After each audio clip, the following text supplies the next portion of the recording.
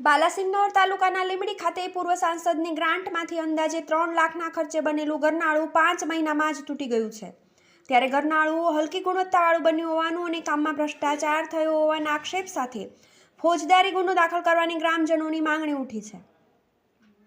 બાલાસિનોર તાલુકાના લીંબડી ગામે પૂર્વ સાંસદ રતનસિંહ રાઠોડની 2022-23ની ગ્રાન્ટમાંથી લીંબડી બેનવાડા ફળિયા તરફથી જતા રસ્તા પર ગરનાળાનું કામ 13 માર્ચ 2024ના રોજ શરૂ કરવામાં આવ્યું હતું।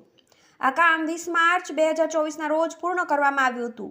આ ગરનાળાની અંદાજિત રકમ 3 લાખની આસપાસ હતી, જે 5 મહિનામાં જ તૂટી ગયું છે। ત્યારે મનોજભાઈ સહિત ગ્રામજનોએ જણાવ્યું છે કે ગરનાળાની બનાવેલ ગ્રાન્ટની તકતી ખોટી લગાવેલી છે, તેમજ આ ગરનાળું 15 જુલાઈ 24ના રોજ ગરનાળાનું કામ સંપૂર્ણ થયું છે અને આ ગરનાળું હલકી ગુણવત્તાવાળું બનાવ્યું હોવાનો આક્ષેપ તેમણે કર્યો હતો।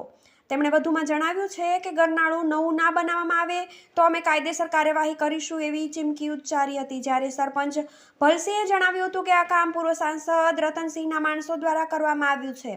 આ બાબતે મને કોઈ જાણકારી નથી। મેં પણ આ ગરનાળા બાબતે અરજી કરેલી છે। ગરનાળા બાબતે તલાટી સૂર્યાબેન માછીએ જણાવ્યું હતું કે આ ગરનાળું કોણે બનાવ્યું મને ખબર નથી, સોમવારે જઈને તપાસ કરું તેમ કહીને છટકબારી શોધી હતી। આ ગરનાળા બાબતે ઉચ્ચ કક્ષાએથી તપાસ કરવામાં આવે તો મોટી પોલ બહાર આવે તેવી માંગણી ગ્રામજનો કરી રહ્યા છે। ટીવી18 ન્યૂઝ બાલાસિનોર।